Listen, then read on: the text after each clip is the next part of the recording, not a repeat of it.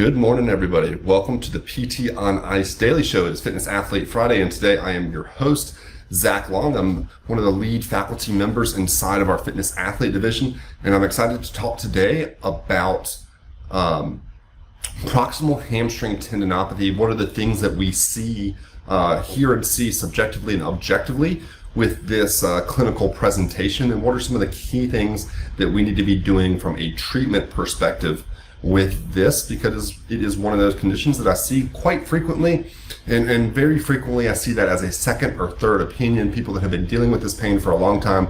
So I really hope that by reviewing this condition, we can kind of speed up your understanding of it, your ability to diagnose it, and ultimately your ability to treat it and get these people back to the activities that they love.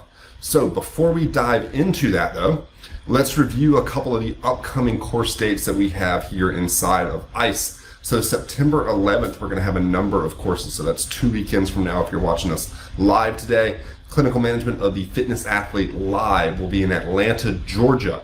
Then in North Platte, Nebraska, Cervical Spine Management will be going on. Our Lumbar Spine course will be happening in Mesa, Arizona. And then Extremity Management in Bismarck, North Dakota. So all over the map. September 11th, check all of those course dates out, as well as other future course dates at ptonice.com. So let's dive into talking about proximal hamstring tendinopathy.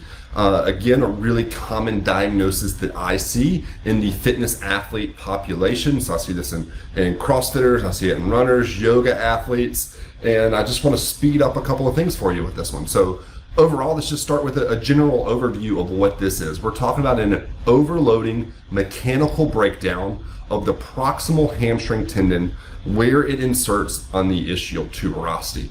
And probably the most challenging part about this clinical presentation is that area right there at like the glute hamstring fold, just underneath the butt cheeks.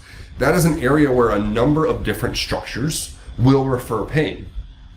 And so off the bat, that makes this a fairly challenging thing to diagnose. So when I'm doing a body chart with somebody and they're telling me about pain in that area, I'm always going to go proximal hamstring tendinopathy tends to make it onto my hypothesis list. But very frequently, I'm also going to have the lumbar spine and intra-articular hip issues on my hypothesis list.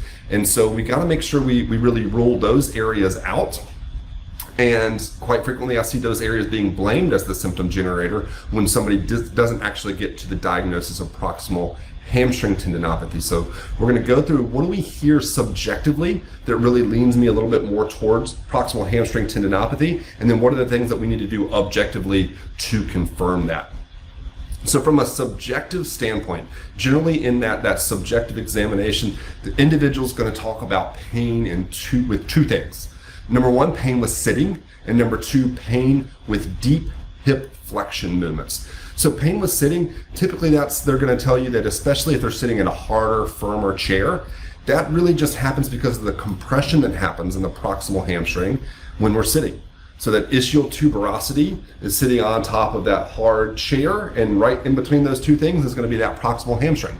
We know that tendons don't like compressive forces, so they tend to get aggravated with sitting. They tend to feel a little bit better when we unload it.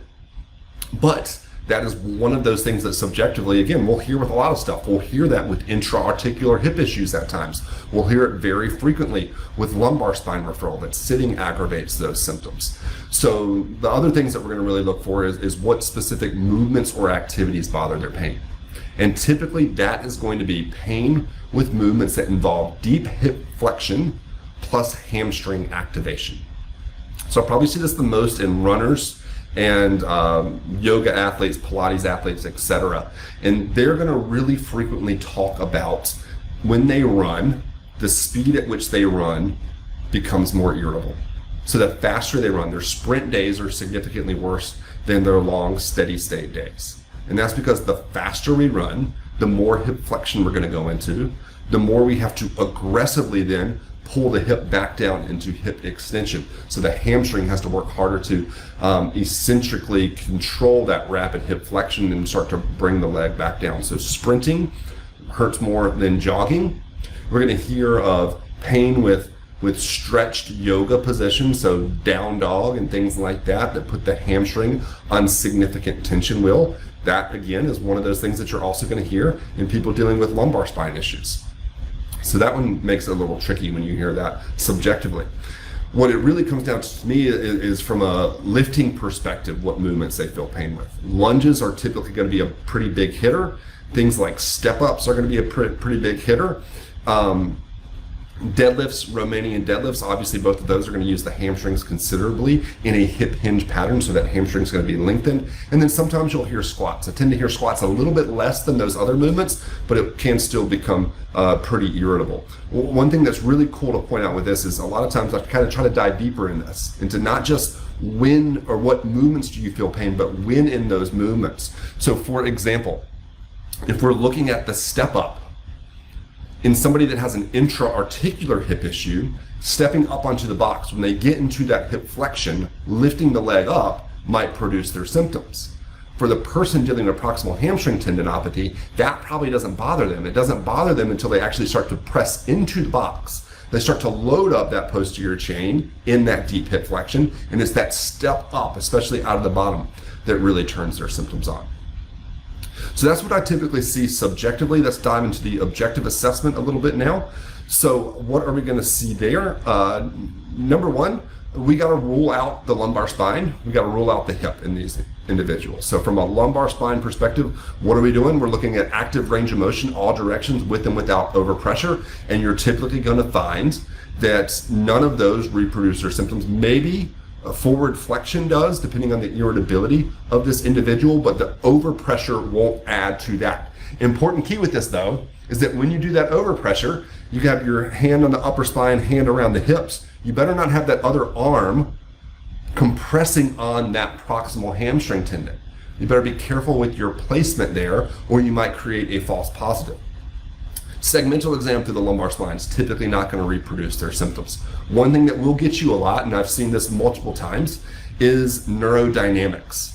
So if you've done your active range of motion, your segmental, and you're pretty sure that it's not a lumbar spine issue, you're like, you know what, we're going to confirm, we're going to just take that last step, we're going to look at neurodynamics, we're going to do a straight leg raise and slump. Very commonly, though, you will find that to be positive in this population, because if you think about the anatomy there, that sciatic nerve is sitting so close to that proximal hamstring tendon that a lot of times when that proximal hamstring is irritated and in an inflammatory state, we're going to have all those inflammatory chemicals hanging out in that area, and that very frequently will cause some pseudo neurodynamics. So your slump test might be positive with that individual, even though they're not actually having any sciatic issues. Next, we got to rule out the hip joint.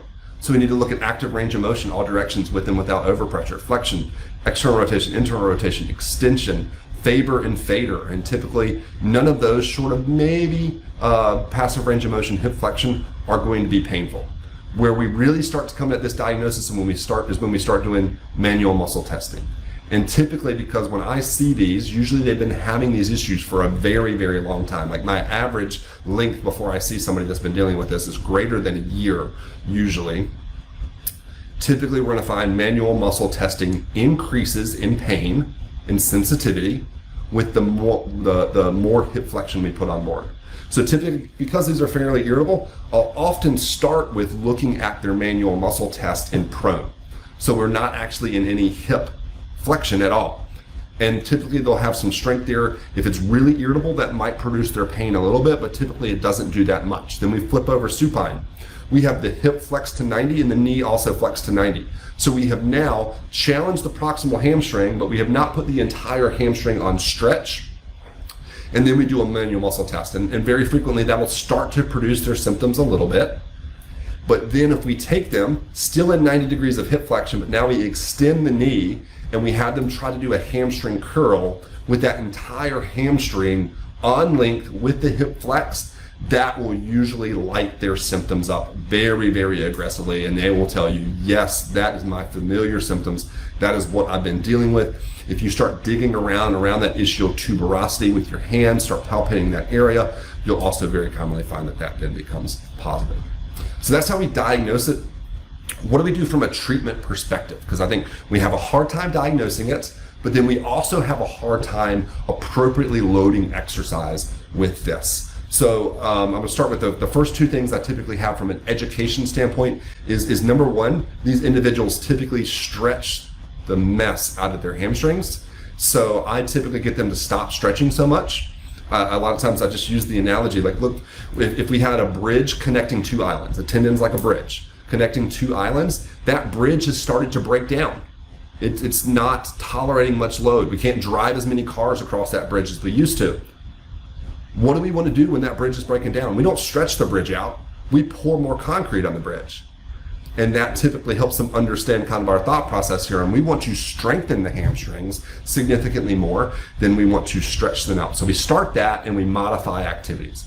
We try to figure out ways that we can keep them really active while avoiding some of those more aggravating activities. Sometimes that might be limiting depth. Sometimes that might be changing exercises, but typically we can find a lot of different ways to keep these individuals really active with modifications. Then we got to load them up. And what I typically see, if I'm like a second or third opinion on these individuals, is that most of their work has been focused on glute strength. They've done tons of glute bridges, hip thrusts, monster walks, etc., but they have not had that hamstring directly loaded, and so that becomes our primary key in this rehab. And I'm typically going to have 3 exercises that I do there. 1, I'm going to provoke their symptoms slightly. 2 is going to load the hamstring but non-provocatively. 3 is going to be a glute exercise. And let me break that out a little bit more. So number 1, I'm looking for a provocative hamstring exercise. So I really like the Silver-Nagel pain monitoring model as a way to judge if we're appropriately loading a tendon. So red light, yellow light, green light. Red light, pain greater than 5 out of 10. Green light, 0 to 2. Yellow light, 3 to 4. That gives people some guidelines on what they can do from an exercise perspective. But I tell them we're going to find one exercise that slightly aggravates your symptoms. I want it to be uncomfortable to the point where you know you're loading the tissue that is mad at you, but not so much that you feel like it's going to be significantly aggravated for a couple of days after exercising. Like it might be a little turned on the rest of today, but by tomorrow you're going to be back to your normal baseline. And so those movements are typically going to involve some amount of hip flexion so that we're biasing that proximal hamstring tendon a little bit more. That might be seated hamstring curls. That might be an exercise called glider, which looks similar to a Romanian deadlift, except for single leg Romanian deadlift, except both legs stay on the ground. It's a really hard eccentric exercise. That might be doing Romanian deadlifts or single leg deadlifts and loading those up to a provocative level. Or one I really like, especially for runners dealing with this, is a reverse lunge, but we keep that front shin actually at a negative angle. So we're actually not in any dorsiflexion. That ankle is actually in plantar flexion, past neutral, as they do it. And you'll find if you try that and you're able to, you do that with the back leg on a slider, if you do that reverse lunge with a negative shin angle, whoo, it lights up that proximal hamstring like crazy. Excellent exercise to use there. So I'm going to find one of those that creates discomfort in the tendon. That's exercise number 1. Exercise number 2, we load the hamstring, but in a way that doesn't turn their symptoms on significantly or at all. So a lot of times that's going to be like your prone hamstring curl. That's going to be doing an isometric off the end of a GHD, so a Sorensen hold off a GHD, where the hip's in extension, not flexion, but we're still loading up that hamstring. We're doing like hamstring slider curls or some other form of isometric outside of the Sorensen hold. Something that loads the hamstring, will load that tendon, but is at hits the muscle belly more essentially than that proximal hamstring tendon. That's the second exercise I typically do. Third exercise is typically a glute movement. So we do some really high volume, high rep glute bridges, maybe with a band around the knees or something like that if they're really irritable. If they're less irritable, we're doing like heavy loaded hip thrusts, something like that. But essentially we turn that into an EMOM. So 3 rounds every minute, rotating through those 3 exercises. If you're not familiar with EMOMs, you need to be. They are the best way, we believe, at ICE to start programming your home exercise programs. You can go to ptonice.com, click the resources tab, and you can download a free ebook that the Fitness Athlete Division wrote on rehab EMOMs if you're not familiar with that concept, or you just want to learn more about it, because we go really in depth in that ebook. But again, it's a provocative exercise, a non-provocative hamstring exercise, and a glute exercise. It's my typical. Now there will obviously be variations around that depending on the individual in front of me, but that's usually where I try to start from a loading perspective with those individuals. And then it's just continually progressively overloading them over the course of a plan of care, going further and further into deep hip flexion exercises as we load that proximal hamstring, One very important key with them is that these are slow recovering tissues. And so you need to, from the start, set the expectation that this is going to take a long time for us to get better. Number one, it's just a slow healing tissue. Number two, typically when you see these individuals, they've dealt with it for a long time. The longer they deal with pain, it's going to be a little bit harder to get rid of it. So just be upfront about that. Be constantly communicating with them about those asterisk signs that you're tracking. Like, Doris, I know it doesn't feel like you're significantly better, like you're not able to sprint like you want to still, and we've been working on this for 6 weeks, but let's just remember, you used to have 5 out of 10 pain anytime you sat for 15 minutes at your kitchen table, and now it is taking 45 minutes of sitting to turn those symptoms on. You used to have 5 out of 10 pain when you did Romania deadlifts with 95 pounds, and now we're at 3 out of 10 pain and you're at 135 pounds. Just make sure you're tracking those asterisk signs and constantly reminding these patients of that progress, because it can be a little difficult to deal with the time frame around that. All right, that's what I got for you. Hope you enjoyed that. Hope it gave you a few clinical pearls around this condition, and hope it helps you out with future patients. Hope you have a fantastic weekend, and hope to see you at future upcoming courses. Have a great one, everybody. Hey, thanks for tuning in to the PT on Ice Daily Show. If you enjoyed this content, head on over to iTunes and leave us a review. And be sure to check us out on Facebook and Instagram at the Institute of Clinical Excellence. If you're interested in getting plugged into more ICE content on a weekly basis while earning CEUs from home, check out our virtual ICE online mentorship program at ptonice.com. While you're there, sign up for our Hump Day Hustling newsletter for a free email every Wednesday morning with our top 5 research articles and social media posts that we think are worth reading. Head over to ptonice.com and scroll to the bottom of the page to sign up.